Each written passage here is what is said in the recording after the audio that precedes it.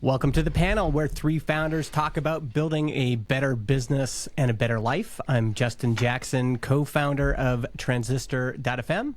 And I'm Brian Castle, founder of Builder Methods. And I am Jordan Goff, founder at HeyRosie.com. And today, I am your host.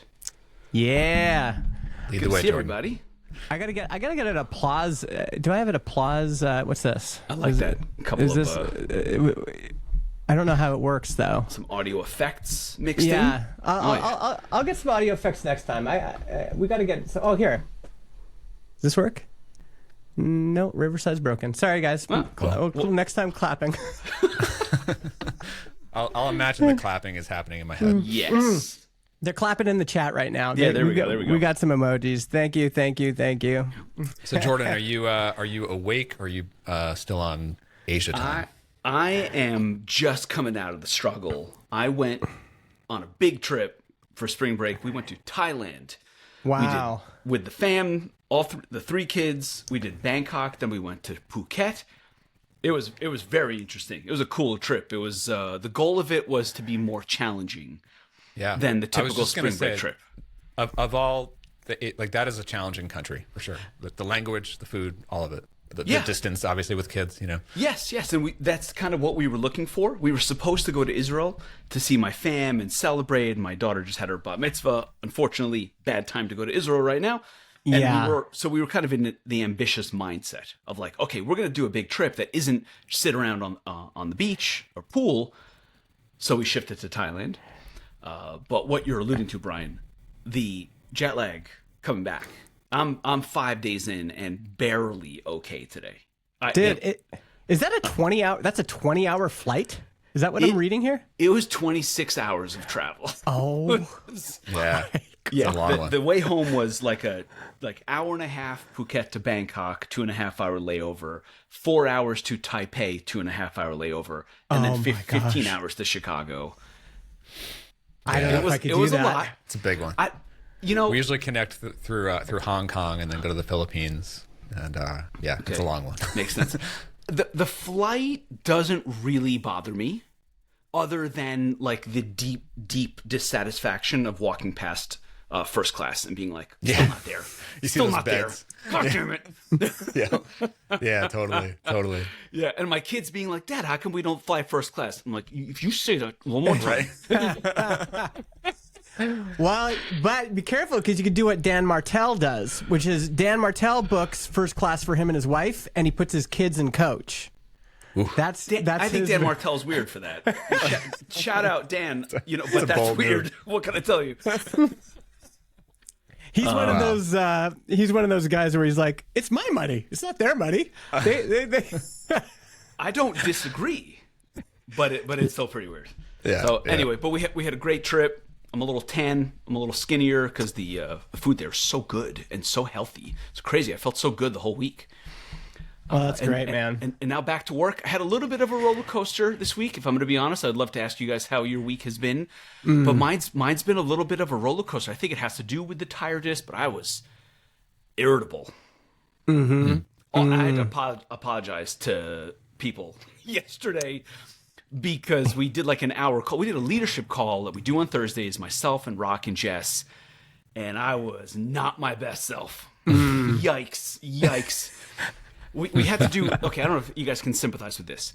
We use segment and amplitude to capture event data and do a bunch of analytics. Those two products are really expensive and their pricing feels weird. Like, why is it so linear? It's like, okay, now I have more visitors.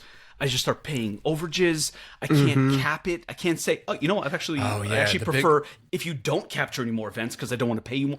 So I remember dealing with that with I think it was Mixpanel a couple of years ago. Where similar it's like, thing. If you're doing anything where you're tracking every page view, forget about it. It's like forget it. So we already have it moved over off of the marketing site and into the sign up flow, and so we have this great thing that I should be very happy about.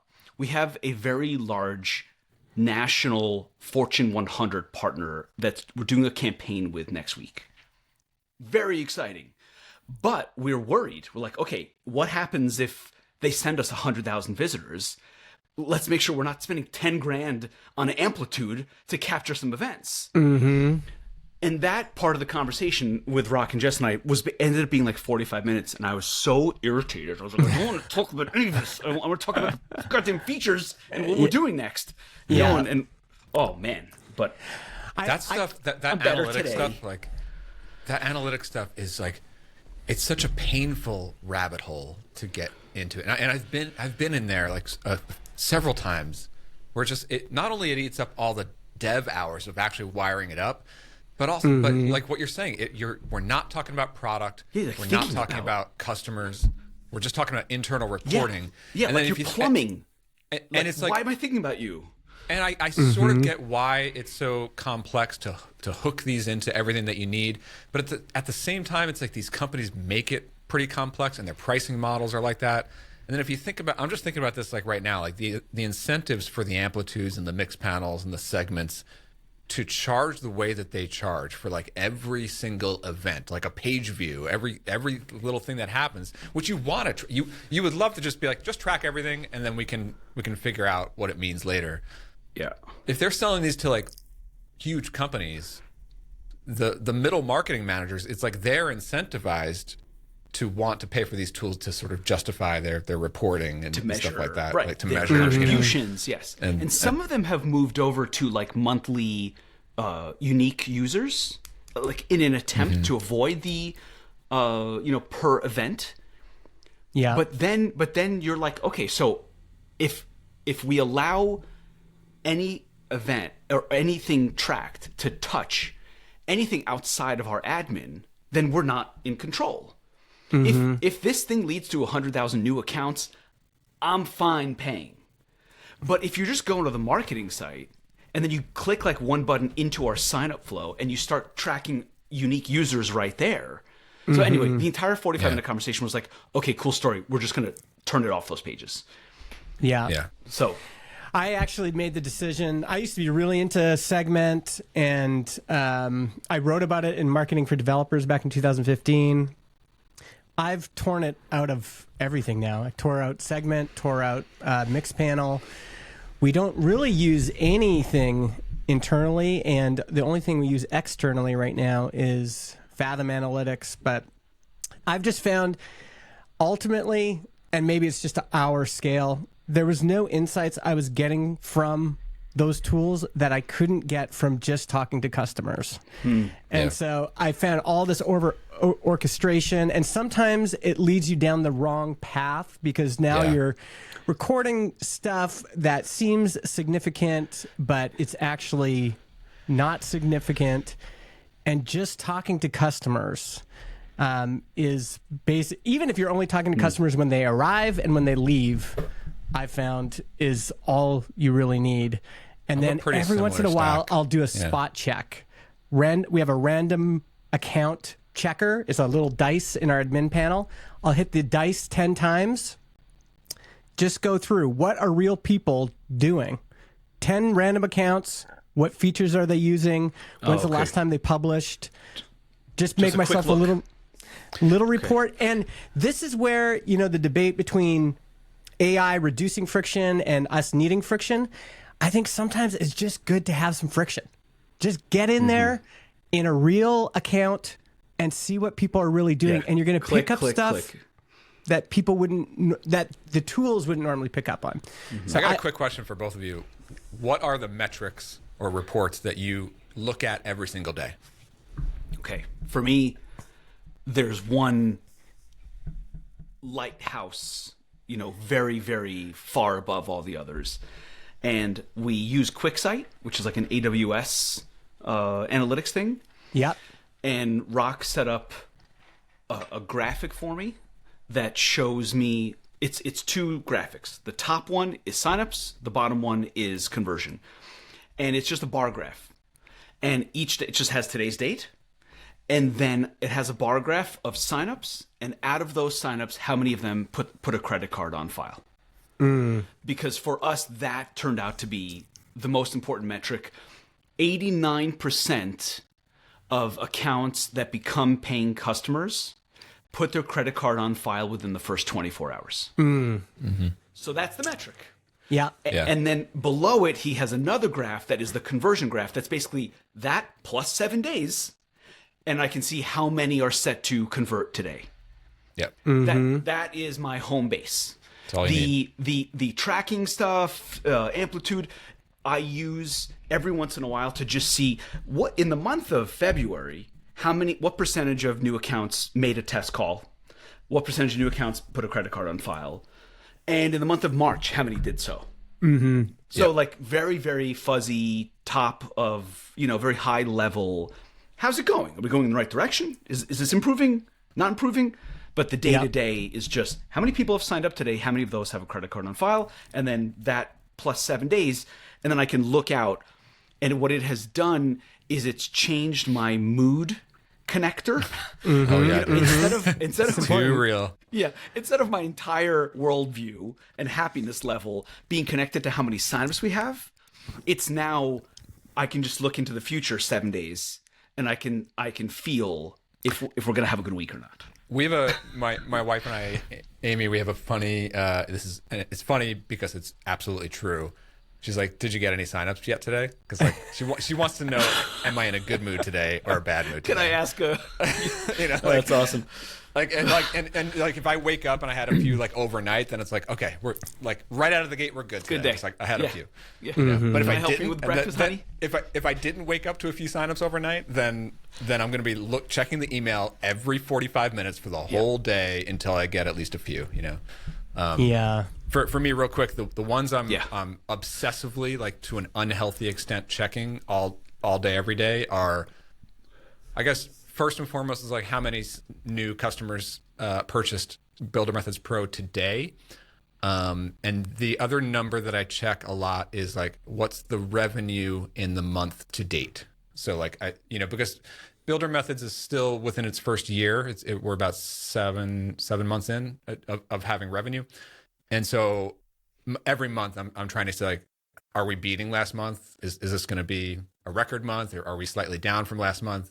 So, and I like to see like, are we on pace to beat last month? So I like that month to date revenue number.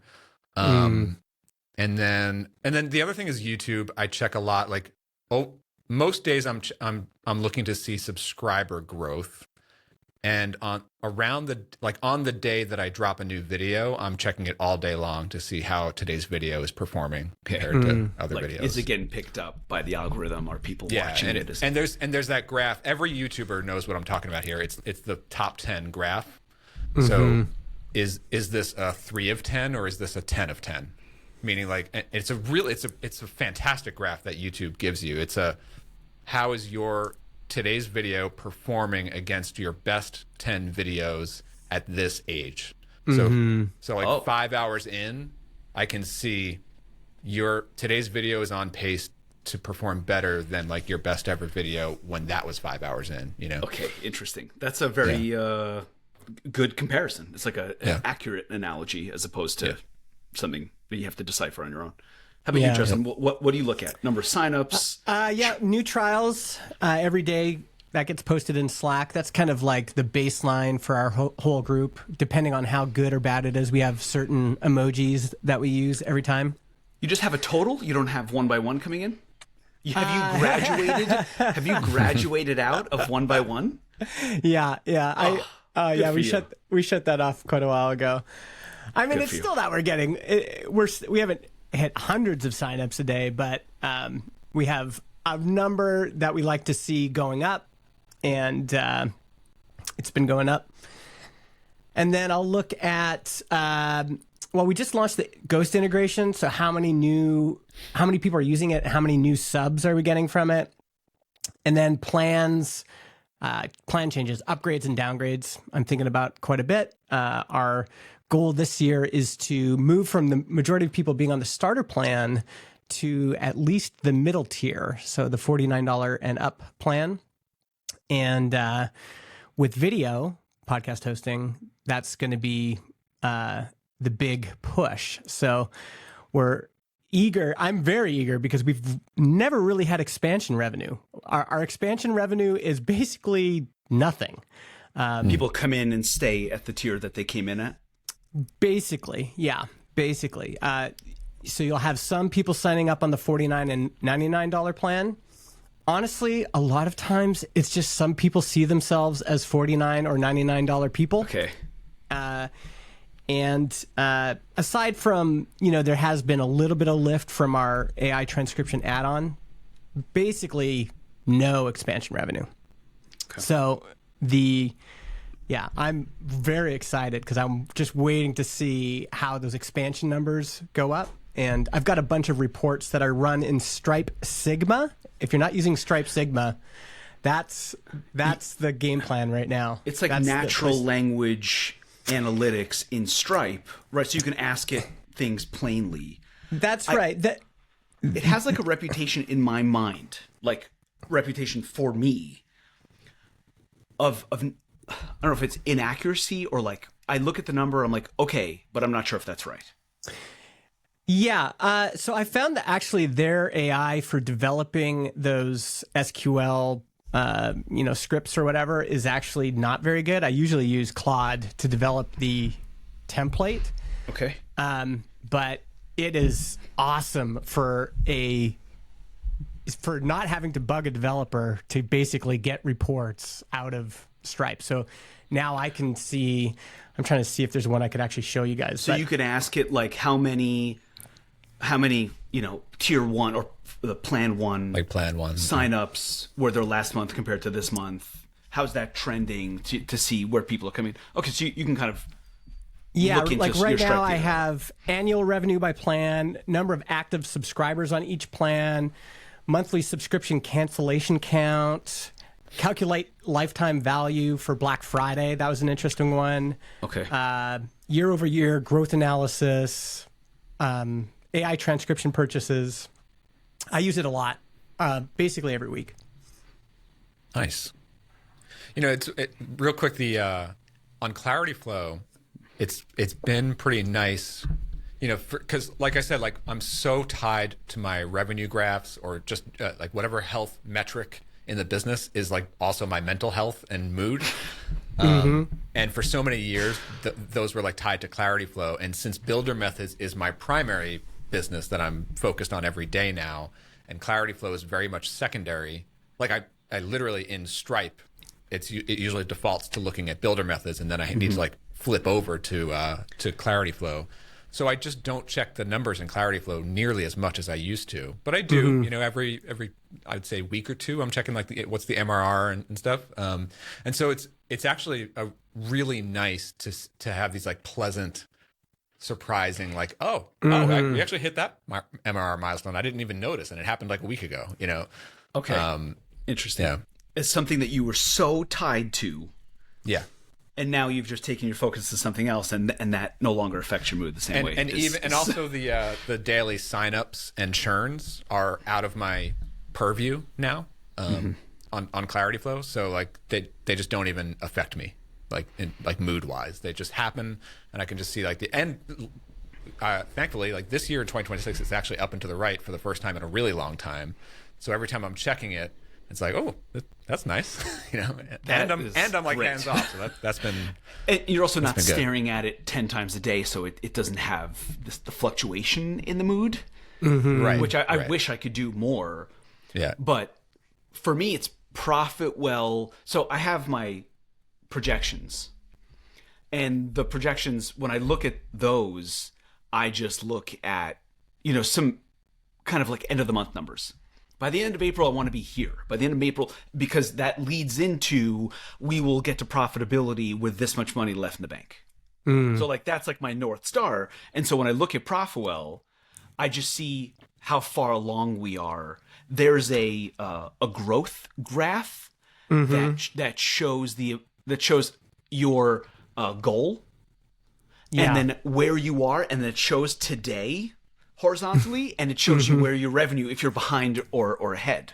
Yeah. And that's the thing that controls my mood more than anything else on the revenue side. So like the day-to-day graphs are one thing, but then that's the actual, like, are we on track to hit the number for the month? Because if we are, then we're on track to hit my plan, and my plan is a happy plan. Therefore, I'm happy. Yeah.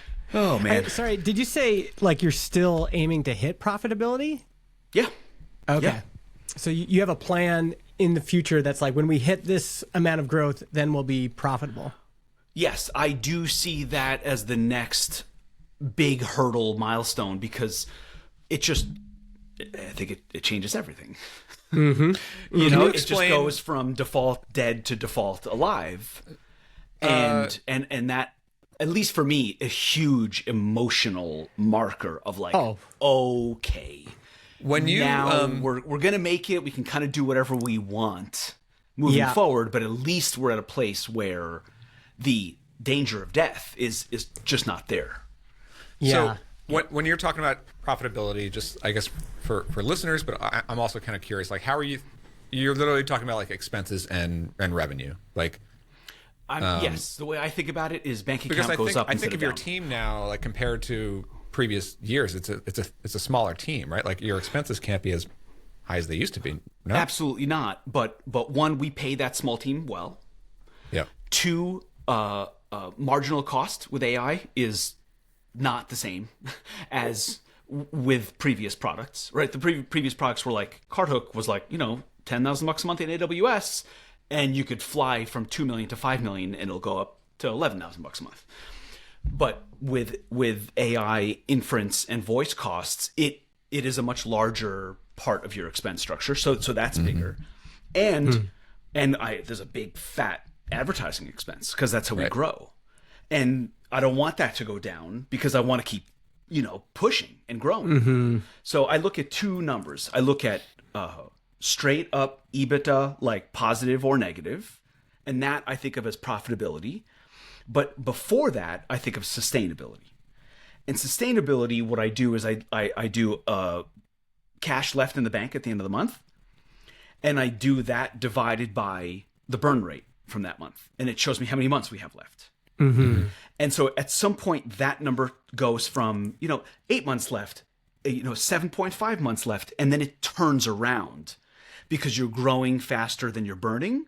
And then the next month, even though you're not profitable, your runway goes from, call it 8 months to 9 months. Yeah. And so that turn is the sustainability. And then a few months later, it gets the profitability. So it's like step one, sustainability, where the runway expands every month instead of contracts.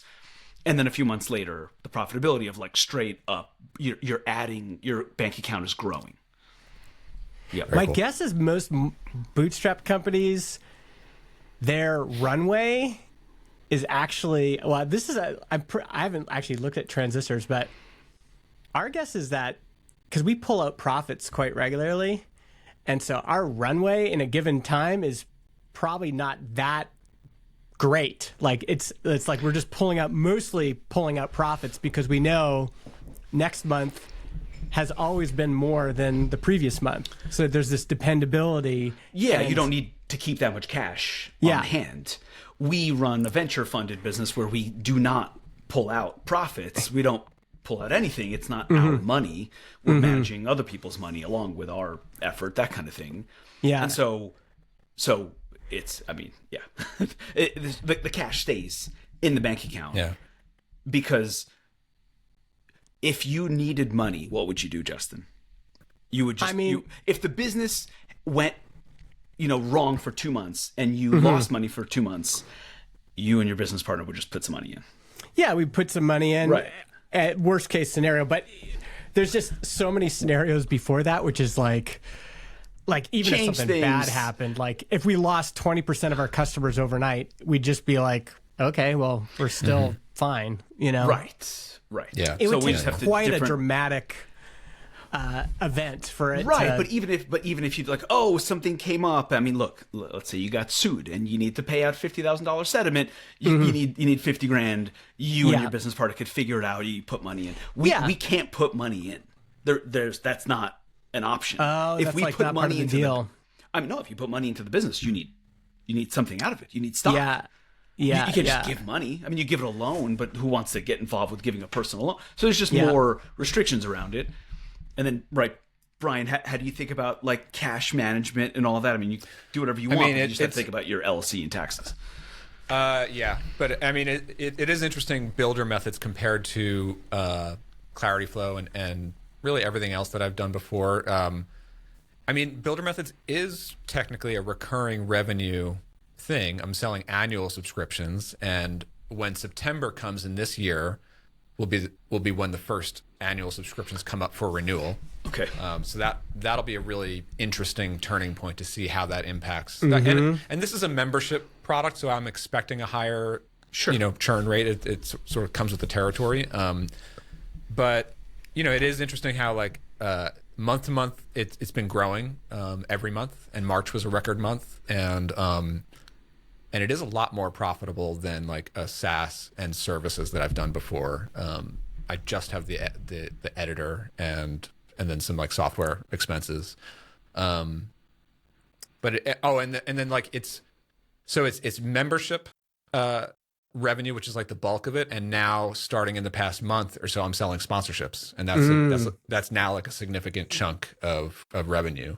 And do you just pull money out whenever you want? Do you give yourself a salary? Do you do like owner distributions? I basically pay myself a salary. Okay.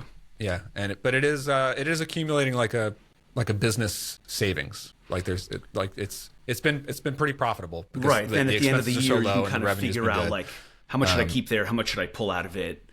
I'm assuming it's a flow through entity, so it's basically just goes on to your personal. If we want to get into the boring stuff, this is the mechanics of it, right? Yeah, it is, and I've been doing this for several years. It's an LLC taxed as an S corp. Mm-hmm. So I don't want to get into the nitty-gritty details on that, but that's right. But you use your business bank account very closely tied to your personal, and you can decide when to leave money there, when to pull it out, what's advantageous. Should I do it in December? Should I do it in January? Should I do it before this expense? Yep. Yeah, and like what's considered salary, what's considered dividend, and what that's right. Yeah. Stuff like that. I wish we had LLCs in Canada. That's one legal structure that it doesn't make sense for like bigger companies, but for small companies, that it just seems so perfect, that pass-through mechanism. I think instead of a corporation for everything, instead of a corporation, and just because of the pass-through nature of it, my understanding is you only get taxed personally on profits, right? You don't get taxed twice. That's right, on distribution. Yeah. It is the most advantageous thing. It is awesome. It is awesome. Yeah. You can expense a lot, and it creeps into your personal life in terms of what you can expense. Right, you buy a computer, you buy a piece of artwork for your home office. I mean, my home office is like a part of my mortgage, part of my house is my office. Yeah, it's great. Yeah, that's crazy. All right, guys, let's change gears. Let's talk a little bit. I want to talk about Mythos. This new model that everyone's so scared of. But before we get into that, maybe we take one step out of that and talk about Anthropic and OpenAI and the shift in attention that went from OpenAI a year ago to now everyone's talking about Anthropic and what they're doing and how powerful their model. It's almost a sign that everyone's worried about Anthropic's model, not like OpenAI's. So there's so many different levels. What always interests me about like the horse race, if you will, between Anthropic, OpenAI, and Google, I consider those the three big players in the AI race. Yeah, fair. Right. And I think it's a very different picture depending on who you ask. Like us, we're inside the tech industry, so we sort of know all the dynamics. But if you ask like my wife or my brother, like they have only really know ChatGPT. We kind of have to ignore that's like so far away from reality. Although Google too, like even my kids, they're like, oh yeah, I got the answer from AI. I'm like, well, which AI? They're like, well, I Googled it and I guess the answer was from AI. So there's a lot of the general normie public. Yeah. The only AI they actually really interact with is Google. Like people forget how much of an advantage Google has with Gemini being everywhere. Yeah. Anyway, but it is interesting. Like I was watching a CNBC clip last night, and you start to see, okay, like the vibe out there, and I think we definitely see it within our industry is Anthropic seems to be pushing for, like, forget about the Mythos stuff for a second, which is interesting, but just Claude and Anthropic and like Claude Code and Claude Cowork and the utility of it, the adoption of it, the usage, New features every week. the new feature nonstop. drops. Yep. There's a little bit of a brouhaha around the pricing and the open claw stuff, but frankly, that is just Twitter, like a few circles on Twitter, and it's probably less than 1% of the market. The 99% are by and large using Claude Code. Of course, like Codex is also widely used, and Google is as well, but it just seems like there's a surge in the last 2 months of like Anthropic is really coming in. Like, and their revenue shows it. Did you see that their numbers are preposterous? I believe it. Yeah. I think they added something like 4 billion in ARR in March. In March, yeah. In It's March. insane. Like what And you what can do we see it in like the app crashes all the time. Like they are struggling with demand. demand. Yeah, I think 1 million new users a day. Like these stats don't make it. It's just wild. Yeah. Yeah. And I mean, just like I know that some people out there really love Codex, and I use it here and there. But Claude Code, man, every serious engineering team, the whole team is using Claude Code to a certain in one extent or another. Like it's just everywhere at this point, and it keeps growing. You know? Okay, so now this news story starts to come out. Our next model is so powerful we can't release it. We need to talk to the government to give everyone a heads up so they can change everything about how things work, so that we don't have an event where our model comes out and it exploits our entire banking system, for example. So Justin, go ahead, Justin. You hear this stuff. Yeah. Is it real? Is it PR? Like what is going on? Well, the cynical take is that this is just Anthropic marketing. Great marketing. Like they're just trying to hold it back because it's going to destroy the economy and everything. I mean, I think the less cynical take is, to be honest, that I am noticing way more security events happening lately amongst my friends. More things are happening. Ali Abdaal, I don't know if you guys are on his list, but he got his email newsletter list got hacked by Russian hackers, and they sent out three crypto emails. And what it looks like is that he had some sort of plugin with Kit on his WordPress site, and they accessed WordPress, and then they were able to access Kit through the integration. So this is just the beginning. I will tell you the most interesting part to me about Mythos is I'm telling young people to go into cybersecurity. Like kids that are into technology right now, go get your your security researcher credentials. I know a gal, a friend of my daughter's, who did a 2-year college diploma, got hired right away, making over 6 figures right away. There is an incredible amount of demand. If you think small little indie companies are worried, and the Ali Abdaals, that's one. You know who's really worried? It's big banks, big government, big companies. Yeah. So who are they going to be hiring right now? They're going to be hiring. So yes, these security researchers will use AI to battle the mythos and robots everything against robots. But there's going to be just some things that you can do, and just having somebody on every team whose hat is, I'm just out there looking to see what's happening. I'm using Mythos to attack our own system and defensive see what development, happens. like defensive driving. But I feel like those cybersecurity experts have always been around for as long as software has been around.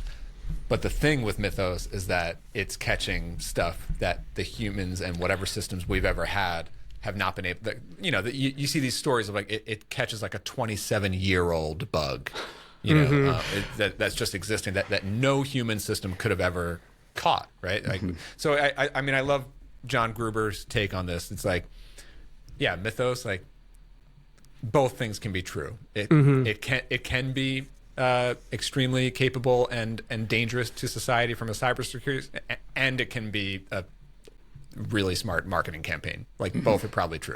Yeah. The other thing to keep in mind is sure, Anthropic might be giving us warning. You know who's not giving us warning is all the Chinese models right now, Yeah, and the Russian models, that's the thinking. and the Korean models. Like those, wherever you were getting attacks from before. I mean, sometimes go into your whatever you use, DigitalOcean or whatever, and just look at your logs at all the endpoints people are hitting. And it's just so predictable. It's WP-admin. It's like WordPress. They're just, honestly, I would just get off WordPress at this point. Like, it's such a.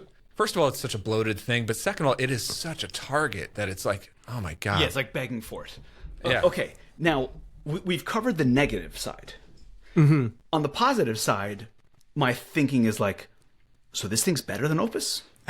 I mean, I can't even imagine what we're going to be dealing with. Yeah, like are things going to get better? Like how can they get better?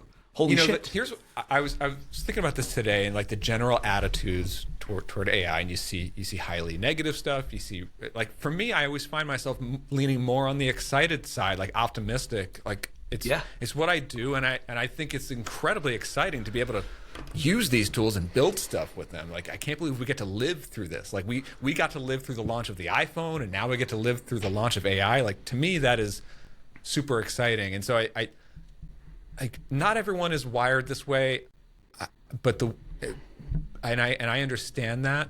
But to me, there are times when I'm absolutely fearful for the future, for society, for the economy, for what this means. Like, and even this whole story of like, they're distributing Mythos to these 11 corporations. Like that's gonna plug all the holes before it get like. To me, I'm just like picturing if Mythos has like a character behind it. It's saying like, yeah, cool story, bro. Once it's out there, like it's gonna be wild. Like whatever you think you're patching today, the world is gonna get around that pretty quickly. Yeah. But at the same time, it's like I can sort of compartmentalize that, and I'm almost just interested in it as a news observer, but as a member of society. Okay. Here at my desk, where I get to build stuff and build a business with this stuff and use it even in my personal life. To me, that's incredibly exciting, and I can't even imagine what just next year, 2027, is going to look like in terms of our tools as builders. I mean, I can't even wrap my head around it because Opus 4.6 is incredible to me today. Like, what's this next thing going to look like? Yeah. Justin, your co-founder, it's not fair to say that he's just getting into AI, but he's gone much harder into it on the work front. Yeah. Where is he at around all these new developments and adoption and excitement and? I mean, it's both sides. Like? Him, John, and Jason have been using Claude a lot more, and as they use it, they've started to wake up to like, wow, this is incredible what it can do, and at the same time, sometimes it messes up, and they can see that too. And I think also the just what it's going to mean on the other side, like tech debt and. Well, right now, for example, a big problem is people creating. I just saw another one today, like OpenClaw podcasts for OpenClaws. Open Clawcast and all these things. So mass generating 5,000 episode feeds, which once these feeds get big, they can bring down systems, not just ours, but like because they get pinged all the time, and so like. There's an open source project called the Podcast Index that a lot of us use, and they were just getting taken down. And he's like, "Why are these response times so slow?" And he looked at it, and it was like all of these pod claws submitting thousands and thousands of garbage episodes, like dramatically increasing the throughput. And so I think to protect yourselves like the social networks protecting against bot accounts. Well, now we've implemented basically in our terms of use now, like we can say no. We're not saying no to all AI generated podcasts, but mass AI generated, nobody behind the wheel slop casts. We're saying no to. Slopcast. I'm a slopcaster. Great term. I love it. I mean, it's an interesting question about like because I actually, I'm seeing like a lot more spam fires pop up more and more for sure. There's been stuff internally at Clarity Flow lately, and I just see like spam hits on the Builder Method site a lot, and I've had to lock stuff down as needed. But the it is I feel like the question that you were asking, Jordan, is like, what do we think about this in terms of like how, like on the optimistic side? But then what you're describing there, Justin, is sort of like an external reality that just needs to be dealt with no matter what we think about it, right? Like it's yeah. And I think most businesses are going to be dealing with these kinds of things in various forms. It's like I think that in general, if there just needs to be a separation, like there are things that are good, that are bad, that are going to happen in our industry or in society or in the economy or in our market that are just out of our control, and shit's going to get wild for a while. Right. Well, we don't have that much control over it. And we just don't have any control over it, Yep. And that can have positive effects, that can have negative effects, but it's just going to happen. And so I always try to take the mindset of like, well, if I can't control it, then I just focus my time and energy on what I can control and how can I build optimistically there, Yeah. Rock has described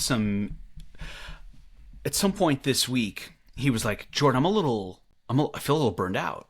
And the line I came up with for him was that we're currently running a remote company with a synchronous culture.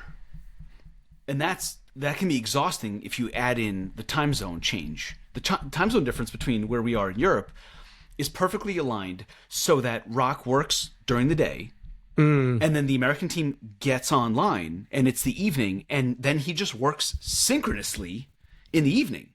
And there's only so long you can do that. So part of that conversation was like, Rock, you got to figure out a way to go async. Just because something got put into Slack doesn't mean it requires a response. And his response to me was, he's got a problem where AI is so satisfying. Because if you just give me a problem, I just go over to Claude, and then and then at least in my mind, it's going to take 5 minutes. Maybe it takes 20 minutes. But then I have a solution for you, and it's done. And it's like this addictive thing around. But I'm on my couch. I can just go over there and say some words, and then I can finish so this. Incredible. And even on that front, like I totally relate to what you're saying. Coming from Rock, because it's like, I've been He's like, I'm about how addicted. It's what he's saying. So am I. Like, I mean, I've been using AI heavily. I basically stopped handwriting my code, several months ago, like probably late last year. But I feel like just in the last month, I took another step change, where like before I was like, I feel like I was slow to get on the train of like having multiple sessions of Claude code in multiple projects, multiple work trees. Okay. Like that always seemed like a step too far for me, just for my brain to handle all of it. Yeah.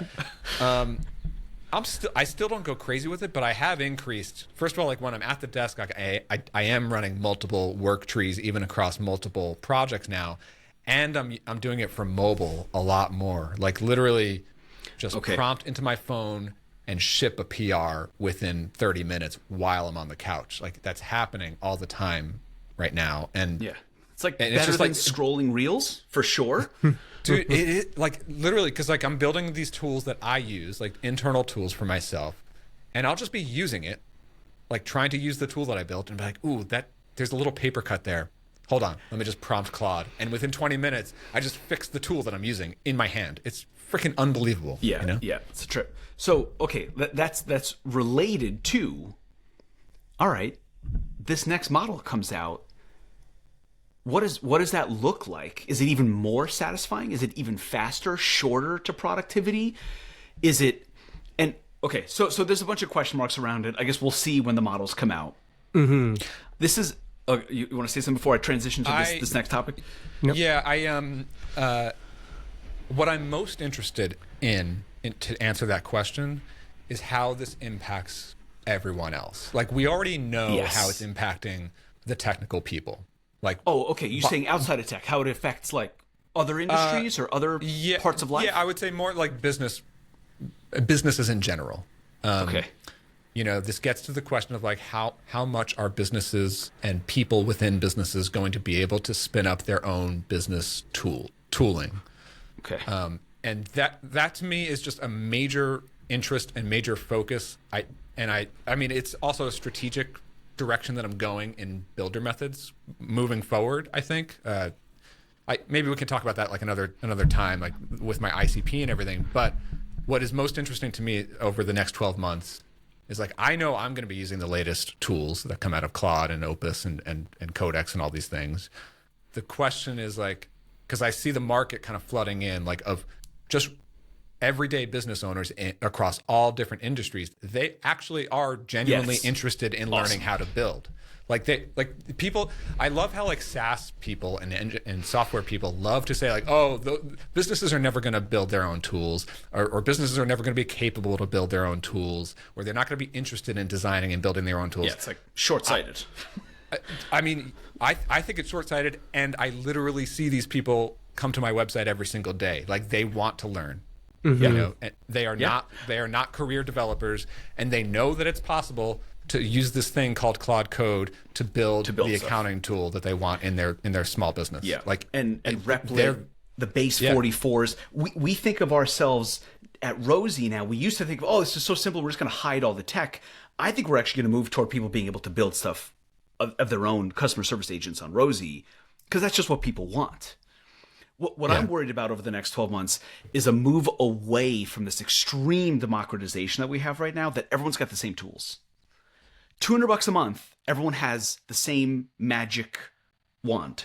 Mm-hmm. Yeah. But this thing, Mythos, comes out, these better models come out. It's just the nature of capitalism to identify people on different parts of the value spectrum.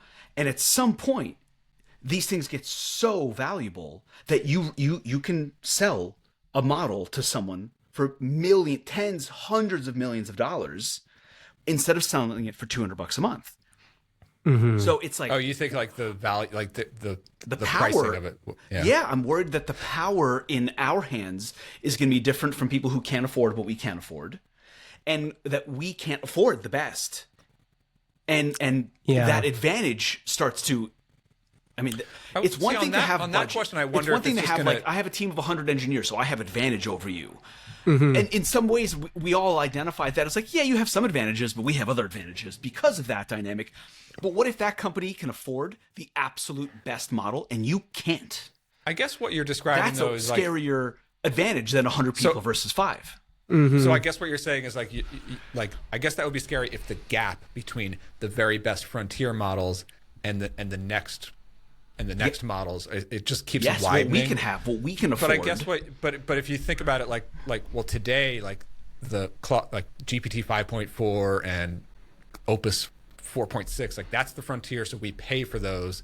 But if you're on the free plan, then you're just 1 or 2 generations back, and it's just like a little bit worse. So the $200 a month is a very low barrier. Mm-hmm. But if you think about like what we have today at Opus 4.6, if that's going to be free a year from now, and Mythos is the thing that we pay for, the people on the free plan are still have a just like if you're on like an iPhone. Yes, but it's still about like a relative advantage. Like a regular iPhone. Yes. Yeah. So I think this stuff is getting weird, and also the safety issues where you're like, okay, in order to have access to this model, you need to be certified with SOC 5. Nonsense that only certain companies and people can achieve before having access to them. So I think right now we're in a moment of everyone has all the newest stuff. And if it's a relatively very low price point to get the absolute most incredible power in your hands. And I'm worried about that changing. I do think like from a security standpoint, I know nothing about this, but the fear that I have is that the world is sort of going to be a little bit hopeless in terms of like protecting against, I think they're trying to do their best with the Mythos rollout and stuff, but I just think that like once it is out there, it's out there, and whether you're actually using Mythos or you're using the open source Chinese version of that's going to come right after it, like it's just going to be out there. Open source is just going to spread and I just hope that the world is going to have some kind of safeguards around this, but I don't know. I'm not super confident that it will. Same. So I don't really know what to think about that, and I'm just going to try not to think about that. Yeah. That's like, look, here's the thing. I've been a good boy, and my Dropbox is clear, man. I'm not going to jail. If you get access to my Dropbox, I'm good. Yeah. But the idea of all these risks. Okay, so let's go to this next topic. It's kind of adjacent to it, right? We just talked about models, who has access to them, your bigger competitors, your smaller competitors. Here's a touchy subject around competitors that has always been around, but might feel a little bit different today than it did a year or two ago. And that is the issue of copycats, clones, people who see your product, they think it's a good idea, and they want to compete with you. Tale as old as time, right? Totally normal part of business. Nothing really unethical about it as long as you don't cross a line. All of us copy ideas. We see, oh, this is amazing. I'm going to take this idea and apply it to my industry. But something feels a little different right now with the power of AI products to be able to industrialize this risk. Because someone can just... we're not very far away from putting a URL and providing a username and a login to an AI tool and having the AI tool just copy the entire product. Just clone it. Yeah, we're not far from that at all. And so I've had an experience with this recently. We have a lot of copycats. It's fine. It just is what it is. We battle them. We are proactive. We have a self-serve flow, and we ban the hell out of accounts. We can identify you. We've got all these safety measures, same IP address, VPN. We're on it. We're banning 5 to 10 people every single day because we don't like the looks of it. But recently, we came across a competitor that was egregious. The marketing site, the verbiage, the name, the admin, the sign-up process, the onboarding flow, they cloned everything. And I was like, you know what? I'm actually going to fire up my lawyer, and I'm gonna take action. Which in the past I've always just rolled my eyes and like, oh, that's annoying. But this felt like, okay, that's actually too much. I don't know where you guys are at, Justin. It feels like Jordan, yours is a bit more defensive in nature. Like you can protect because people use your product in a different way. I don't know how you guys think about this. If it's increased over the last few months. I also just want to add on one more question for both of you on this, because I feel like you both deal with this a lot more than I do. How do you define an actual copycat, or where do you draw the line between if there's going to be another podcast hosting company, there's a bunch of obvious features that every podcast hosting an AI receptionist these days, there's hundreds. It's fine. So where's the line between it's just another competitor versus they're literally ripping us off? What's that? I mean, I've had various experiences, and some just feel like bad faith actions more than I get angry about it just because it feels like it's done in bad faith. I had one guy who reached out to me for a podcast interview, and I was just very open and vulnerable and told him all sorts of stuff about how we did pricing and all sorts of stuff. And then a week later he said, I hope you don't mind, but I'm launching a podcast hosting platform. And he just did it. I'm like, well, I do mind, and you're an asshole. That's gross. That's just a gross bad faith thing. I'll just never understand the psyche of people like that. I just don't. And I mean, luckily, I've been around since 2018, and so I've seen these people come and go. That business didn't work because, and Jason Fried has this whole thing. He's like, all these copycats are copying. They're copying the surface area packaging they can see, but they have no deeper understanding of why we made those decisions. And all of the value is in understanding the deeper stuff, right? So you can go in, you can suck up all of our UI, you can copy our pricing, you can do whatever you want.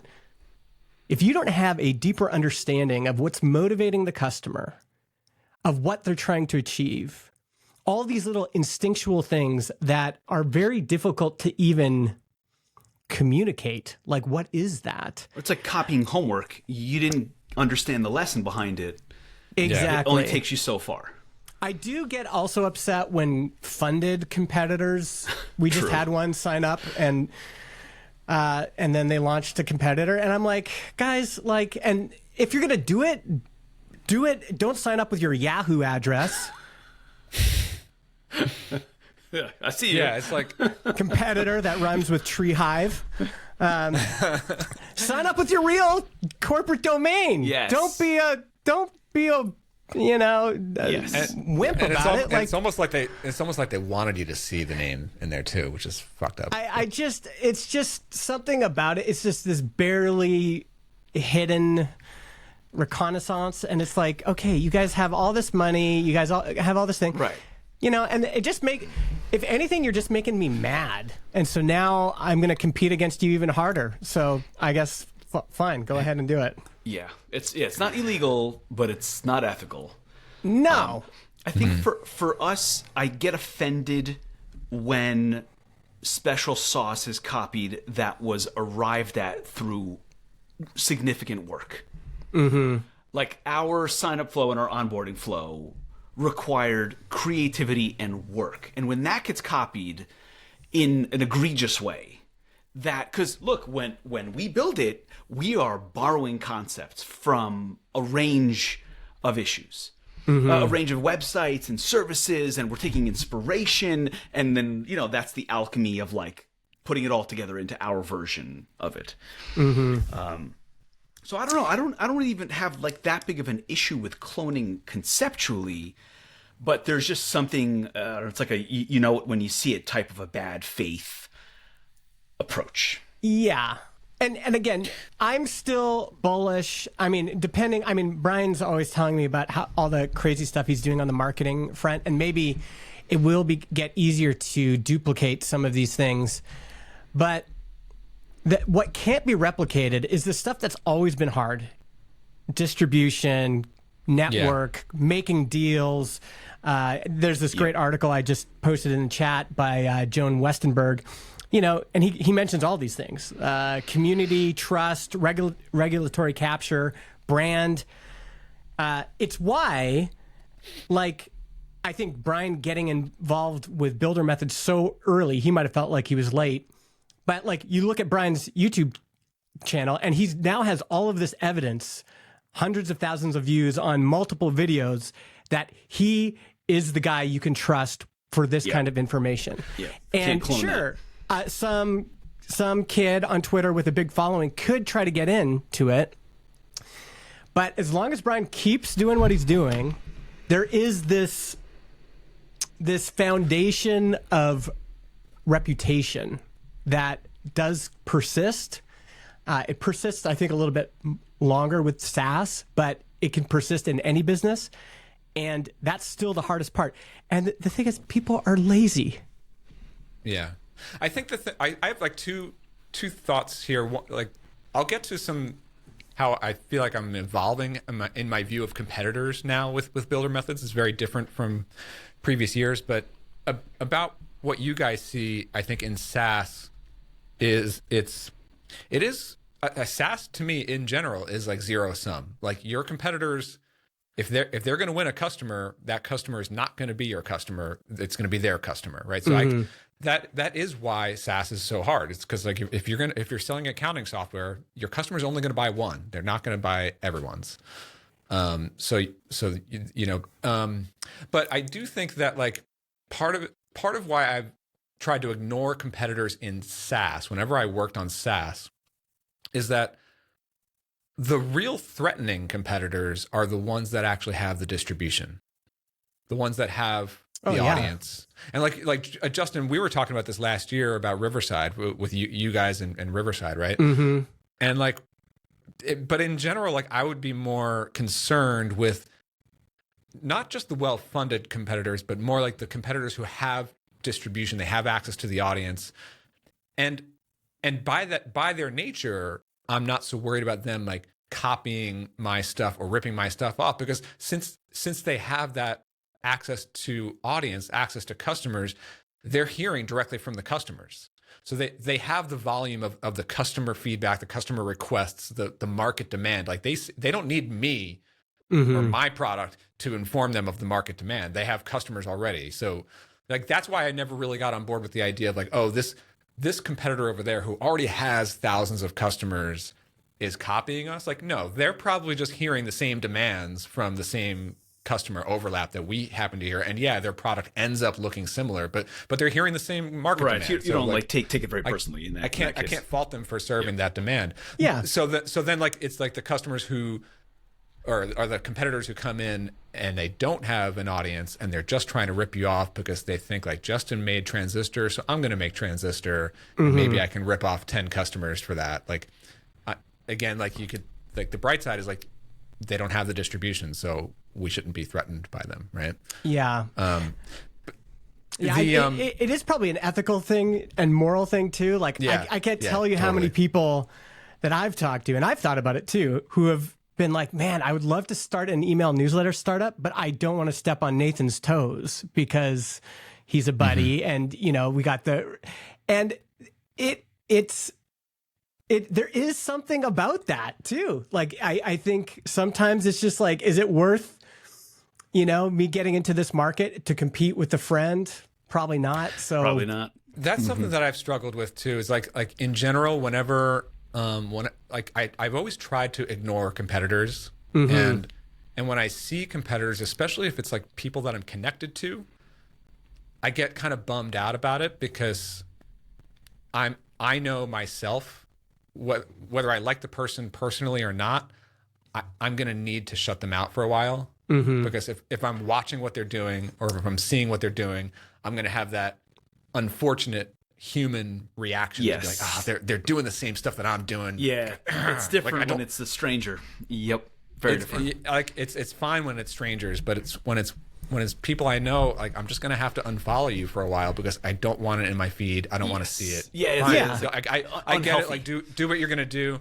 I got to focus on my thing. I don't want to be influenced by that. Infinitely at better the same than time, getting like obsessed with it. Yeah, because it's hard not to get obsessed with, and also like in what I'm doing with Builder Methods this year,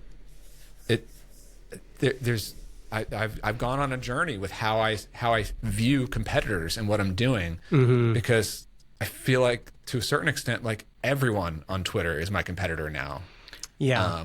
Literally everyone, and it's like a lot of friends, like a lot, and everyone that I ever followed. Now everyone's an expert when it comes to AI, and you know, I think part of me has started to evolve on that, where it's like, look, AI is just the thing now. Like we used to all talk about software, now we all talk about AI. Like, or we used to all talk about whatever marketing, now we talk about AI. It's just going to be everywhere no matter what. So it's the air we breathe now. But then the other thing is that my transition away from SaaS and into this creator type business. And one of the things that I love about this transition, it's taken a while to wrap my head. It's taken a while for me to like shed a lot of the mental baggage of what it means to be a SaaS founder compared to what it means to be a creator founder. And by that, I mean that zero-sum mindset, right? Like, if I'm a SaaS competitor, if I have competitors to Clarityflow, my SaaS, I don't want to look at them. I don't want to know what they're doing, because we are battling for the same customer. It's zero-sum. Is that why? Because if you're using this software, then you're not going to use the competitor because it does the same thing? Because I literally know that people sign up for my software because they left that competitor, or they leave my software to go to that competitor, right? And creators like an Infinite Pie, I can be a fan of yours. I can be a fan of your competitor. That's how I view it. Yeah, because like I know that like a lot of my members in Builder Methods Pro, I'm sure that they purchased 3-4 other Claude Code courses out there, you know, or other AI memberships, or and I'm sure that they watch 10 other YouTubers in my space that are talking about the same kind of stuff, and that's great. Like, no downside. It keeps the volume, it keeps the algorithms like sending us traffic. Like, to me, that's totally fine. You know? Yeah, you have to keep an eye on competitors. That's anyone who says they don't keep an eye on competitors is being not honest. You have to keep an eye on competitors, but ultimately, the companies that win are the companies that understand the customer the best. That's just how it works. And if you can deliver on what the customer wants, what they desire better than your competitors, if you have an insight that you've come to by actually talking to your customers, which very few people do. Sorry, listening to your customers, which very few people do. If you actually have this gut level, I understand what people are trying to accomplish here. I understand what they're up against. I understand that they're in their service truck all day. They don't have time to answer calls and they're sweating, but they don't want to lose the customer. So if I can answer the call for them in this way, like if you can understand that, especially the emotionality of that, you're going to win. You're going to win because most companies are lazy. And honestly, I'm still surprised how many companies are just not good at product in the sense that they don't understand what the customer is trying to do. They don't. It's true. That is the hardest thing. It's also the thing that I'm always the most interested in focusing my time and energy on is like listening to my customers, the feedback that they're giving me, both directly, like by telling me either verbally or through email or through surveys or with their wallets. Like, are they buying? Are they canceling? What am I learning from that?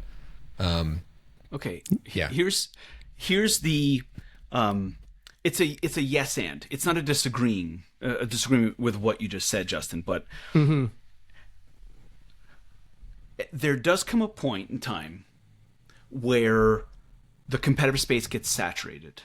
Like we're experiencing this now, right? We started this maybe 2 years ago, and part of that thinking was like, let's get started now because this is going to be good. This is going to be a big thing. It's now a pretty big thing, and there are a lot of competitors. And it feels like understanding the customer and their needs today is no longer enough. And now what's required is taking that understanding and using it to predict where the product should go based on how the customer's needs, their desires, their willingness to try, like their belief on what's possible, like where is all that leading? Yeah. And so this is a nice transition to my final topic. Okay. Which is around the question of, okay, so Mark Andreessen did this interview where he was like, all the great thinkers and accomplishers in human history, he was being a little hyperbolic here, had no introspection. They just did. They just did and took action and action and action, no introspection. Like, obviously, this is, okay, not true. Right. He used the word, I'm going to be polite against my instinct. R-word maxing. Okay?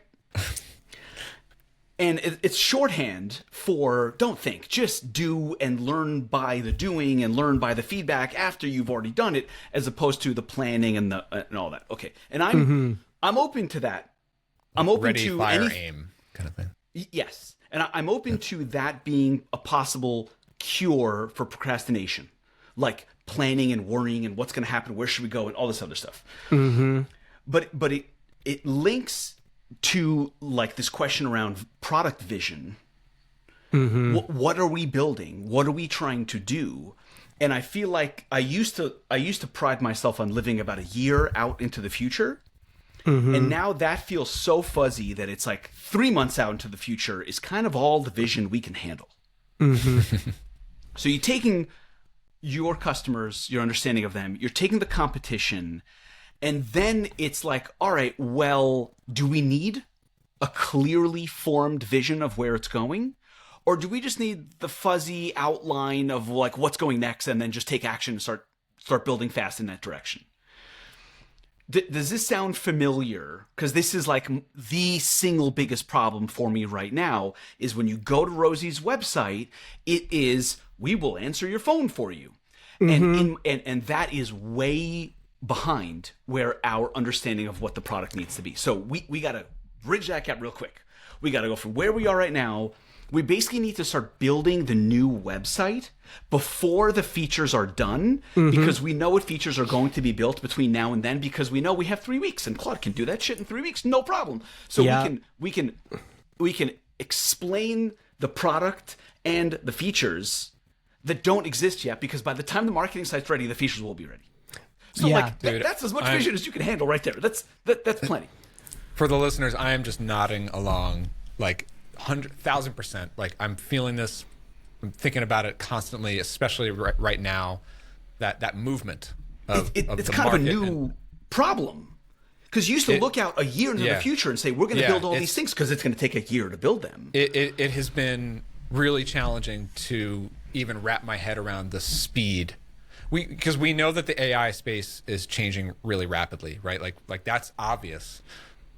But what I'm starting to catch up to now is that the market of people in this space, like my customers, like I'm really focused on this question right now of ICP. Who is my ideal customer for Builder Methods Pro? It's not as clear cut as you might think. Do you feel like you used to have a clear understanding of it a month ago, and it gets fuzzier? I just had a very different hunch 6, 7, 8 months ago than I do now. My gut has changed view on this. I don't know how much detail I want to go into here, but but it's a reflection of, I mean, definitely feedback that I'm seeing in the business in terms of the numbers and the types of people that come through and who's buying and who's resonating. Your thinking for a while was like professional developers, the serious people, not the vibe coders. Let's talk to them and show them how other professionals are building. That's how I started. Yeah. I think I'm changing now. I think I'm expanding outward. I'm moving toward, because my membership is moving in this direction, and my interest too, but toward like what you were just saying about like redoing the marketing site. Like I haven't done that yet, and that would be coming, and I have product changes coming. Yeah, and it feels so behind. You look at your front window, behind, your storefront, and you're like, that's not really us right now. But I am. So if my membership is a big pie and it's broken up into segments, like there's definitely a sizable segment of what I would call professional developers, people who are career engineers and they are adopting Claude Code and they need to get comfortable. But I think that pain point and that product market fit worked really well 6 months ago, and that equation is changing. And the fact that that's even changing within a matter of 2-3 months shows how much faster this industry is moving than other industries, right? And what I'm seeing now is that, like, yes, there's still professional development teams out there who still have demand for like hiring consultants to come in for workshops to do like how do we adopt Claude Code, but that is declining because most teams are just already adopting Claude Code now. Okay. And also because it's like if you're technical, like adopting this stuff is actually not very difficult. But where I am seeing the movement in my membership are the non-technical but serious business people who do want to build with AI. They have real business needs. They want to build with AI, and they're coming into my membership. Out. Their ambition is growing. Their ambition into is your like, they turn on CNBC. They're talking about this thing called Claude Code and saying that it's a tool that can help them build internal tools for their business. And they go to YouTube. And they're going to YouTube. They come to me, and that's the direction. And I see it in the numbers, and I see it in the feedback and the metrics too. And I can see which content is resonating versus which content is pushing people away. So it's moving away from the pros. Justin, yeah, all the weird set of issues that I just articulated. Yeah, what does that look like in the podcasting world? Well, I mean, the one thing it made me think of is just because you can build a lot faster, it just changes everything. It changes things in terms of marketing. So as soon as we decided to do video podcasting, I immediately started marketing as if we already had it. I said, normally we wouldn't get the feature page out until the launch day. I said, no, we need to have the feature page out right now. Normally I wouldn't start speaking about the feature on interviews and other things until we had launched it. But now I'm speaking as if we have this already. And it's just changed. I think when you could change like John and Jason are building this faster than any feature we've ever built before. Right. The gap is so much shorter. It doesn't make sense to hold it. The and alignment, not talk about it. But I can see, especially in a horse race. So right now there's a horse race to see, of all the podcast hosting providers, there's a lot of demand that's getting squeezed, looking for a lot of demand of people looking to publish video podcasts on Apple Podcasts. And they're all looking around and seeing who has an in that this is the exact kind of demand you want, right? Okay. And whoever markets this the best and gets it out that, yes, Transistor does video podcast hosting and then releases the feature the quickest is going to capture an incredible amount of that demand. And it creates this alignment thing, right? So it made me think of that. For you, it made me think of there's just this other thing, which is there's all this competition, building is faster than ever. And so strategically, what kind of wild ideas could I imagine Rosie doing? And the one that jumped to my mind, this is just a silly idea, but it's just what will increase Rosie's market? Well, enabling more young people to start those kind of businesses. And so one crazy idea is you go to Rosie and it's like, we have a fast track to start your own power washing business. And it's like, start my business, you start it, Rosie becomes your operating system, but you help them get training, you've got the playbook, and they just hit one button like Stripe Atlas. And now all of a sudden, a 19-year-old who's not going to get a white collar job because of AI and is looking for an option, it's like, oh, if you need to start your own thing, you just go to Rosie. That's how you can run the whole thing as a one-person company. Yeah. So there's like these ideas like that have never been done before. Yeah. You know what it links to? It links to Polzia. Yeah. But I was also going to say, like, I just want to you guys should be like a lead gen. Yeah, sorry. It's yes. Okay. So I'm with you, and I'm not going to speak in too much detail about what I think that path looks like for us. Mm-hmm. But it opens up the aperture on what we should tackle pretty wide, and then it's tough to know the sequencing on, do you just jump to the end state, or do you build up along the way and almost like boil the frog with your customer base to get them to adopt this next thing, and then texting, and then calls, and then emails, and then outbound, and then CRM, and then all of a sudden we'll go find customers for you. Mm-hmm. And I had a conversation with our lead investor around Polzia. While the product we don't like and isn't good, the demand is something to pay attention to, because I keep finding myself having that same type of demand in other aspects where I'm like, I just want to sign up for this thing and just click a button and just do the thing for me already. Mm-hmm. And that's, Polzia is extreme because it's like, do the whole business for me. Yeah.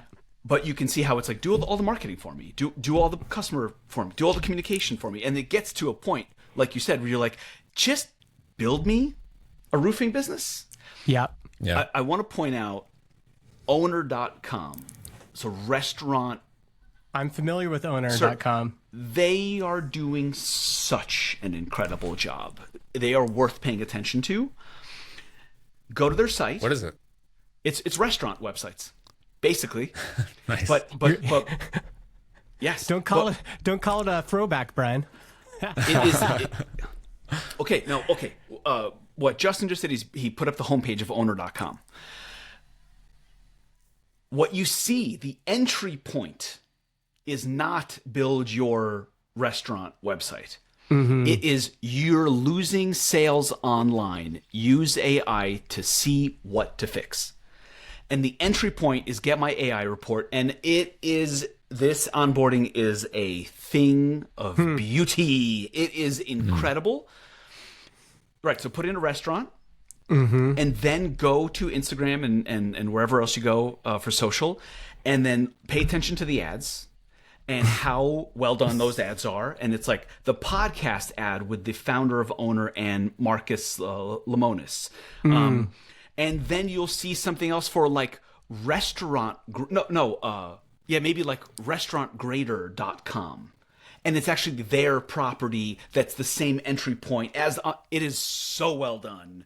But it speaks toward this potential of AI to just do the thing already. Just do it for me. That's what you're here.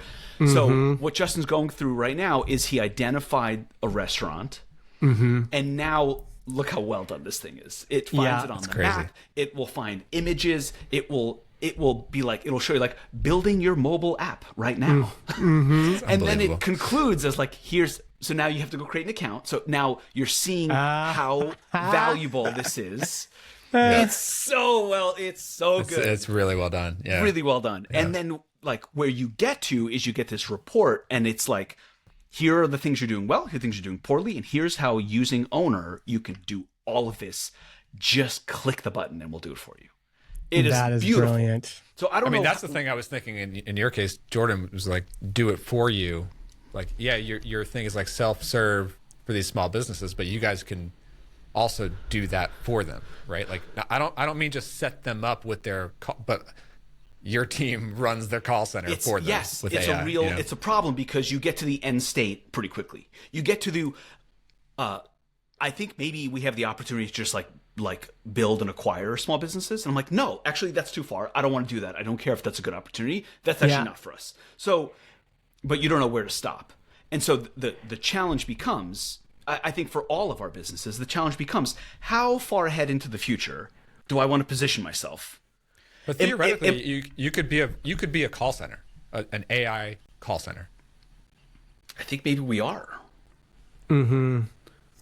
Yeah, right. Like, but I mean, like, even like, I don't know, is there like another management layer that your customers are still handling themselves that could actually be handled by Rosie?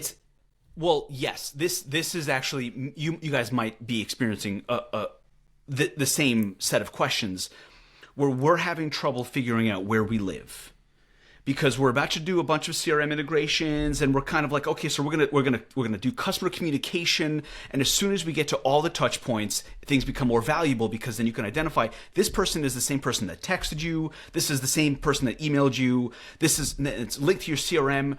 And the question for us was like, so we live on top of the CRM? So we replace the CRM? So, and what we got to was that we should not compare ourselves to software. We are not a software layer. We are a labor layer. Right? What would an employee that you hired do for you? That's what Rosie does. Yeah. And that feels accurate and temporary, because pretty quickly that's just going to be like, well, that's just software now, because software is a replacement for people. Yeah. So it is a really, it's like I just think of it like brief moment. The motion is already there, right? Like, small businesses or businesses of all size have outsourced their call handling, like replace or just don't hire a secretary or don't hire a phone person, and instead hire a remote call answering communication service. Is a function of a business, period. Yeah. Whether it's email, phone, text, website forms, people coming into Yelp, Thumbtack, requesting things, like, it's just a normal thing. And so, the next obvious thing for us is to go beyond phone calls into other forms of communication. Yeah, and you can see, if you have imagination, you can see all the ways this could happen. So, for example, one thought that just came to my mind is, you call my landscaping company, my AI knows I'm booked for the next 6 months. So what my AI does is recommend a competitor, but I, as Rosie, own the affiliate or referral layer. So you now pay us to refer a customer. You get 30% of the referral as the referee. Rosie takes a little cut, and then the end person gets 60%. There's all of these like additional things. It's like, if my business is cranking because of Rosie, and now I can answer every call because of Rosie, and now there's really nowhere else to go. Like, my barber is busy all the time. The phone's ringing off the hook, and they just start sending people to other barbershops. But if they got an automatic referral every single time they did that, just Rosie doing it for them. Yeah, you're like trying to increase the slope of their growth. Like, they can handle so much. Then with Rosie, they can handle more, so they can grow more. And you're trying to just crank that up all the way to the point of like, actually just click the button and we'll find you a customer. That's right. Yeah. Yes. Yeah. So interesting. to me, what that has done right now, the communication layer is more important. The phone call is more important. That's the most important thing. But what's happening very quickly is that the business knowledge and context, I know about your business so that I can answer your phone call, quickly becomes, I know about your business, now you get to decide how you want to use it. It is the elevation of the business brain, we call it, over the communication channel. And we got to get through that transition, because right now it's communication channel first. It's the phone. And we need to transition that along with the positioning and the pricing and the packaging so that feels like the challenge. Eventually, I want Rosie running all my ads for me because they understand the customer better than I understand the customer. I want Rosie doing outbound calls for me because that's free, and I don't know where it stops or if it's supposed to stop. I don't know if there's supposed to be. I do think that like the management layer, like what you're like, your customers use the interface in Rosie with some like onboarding to like set up their rules, set up their training for right.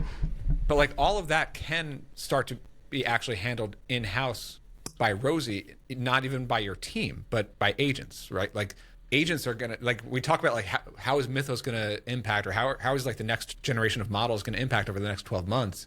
It's gonna make everything more capable, not just building software, but like putting like an account, what traditionally we would think of as like an account manager on this account to help to be their like personal concierge, right? Like the onboarding for your construction project should. But that can be an agent that learns that business, that configures Rosie, that configures their training, and that does the back and forth consultation. That can all be agent based. Like it seems far fetched, but it's actually not.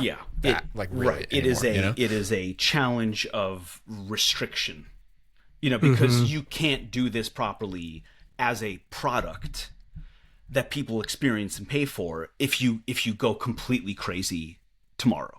There is a sequencing required, based on an understanding of the customer and what they need next, what they're willing to adopt, what they're is a stretch for some people to adopt, what would be attractive versus sounds too far-fetched. So it's cool. I think you're about to experience it, Justin, with video, because right after video, there's going to be something else. There's the next novel concept that's going to be very attractive. Yeah, or something that's come up as we're talking about all of this is what is the actual difficult thing that people are going to start to do, that no one's going to do, but we could do. And so we've thought for years, like we could just send people a whole equipment package. There's no advantage for us to do that. It would be difficult in terms of logistics. It would be difficult. But for the right kind of customer, with the right kind of LTV, that's actually a great thing to do. And could we do that in a way that actually impacts, or like even a crazy idea, I don't even know why I thought of this, was like, I was thinking of like, oh, well, every mega church should have a podcast. And we have a lot of churches that are podcast customers. And I was thinking, oh, what could we do? Because they already have the equipment, but there's just like this interface layer. I was like, what if I just sent them a Claude bot on a machine and I say, just plug this into your network and it just scans your network. Doing that now. Scans your network. There's companies that are like selling like pre-built Mac Minis with OpenAI. Yeah, and you just say this thing will figure out how to get your sermons on Transistor automatically. Don't worry about it. About like that question of like how can we offer something that's valuable, that is difficult to attain, that's worth paying for, that is going to continue to be difficult. Like if I think about your business, Justin, you could send them a microphone that could help. Yeah, that could eliminate like a week of friction of getting up and running with a podcast, I would say. The really hard thing, the really hairy problem, is making a good podcast that's worth listening to, that can actually reach a market. Yeah. So that to me is like the hard thing that would be really hard for you to offer as a service, but it's possible and you can charge a lot for it. Like, and that could look like a number of things. Like traditionally, it was like an agency that would like work with, like they would have a content person working with the business owner to extract their best ideas and turn it into a podcast. Maybe there's an agent version of that, like because like or maybe I need an church, owner style onboarding where it just scans your podcasts and looks through all the transcripts, looks through all your ratings and reviews, and says and who you are. You know what it is though? Like here are your first 10 episodes. Let's go. These are the topics you should be talking about. This is how you should be talking about them. It's like, it's almost like, what is the biggest, most difficult, most valuable thing that you can offer by one click of a button? Mm-hmm. Like, I can promise you this huge, difficult, very valuable thing. You just got to click here. That's it. Let's just get the journey started. Yeah. And it's like, and it's almost like we're not being ambitious enough in the big promise that we're making. Like Rosie should be making, put in your Google business profile and all of your customer communications are done. Yeah. I'll give you a quick a quick sort of teaser on how I'm thinking about this. I know we got to wrap soon, but you know, I am thinking about like this shift in like ICP, like people who want to build stuff.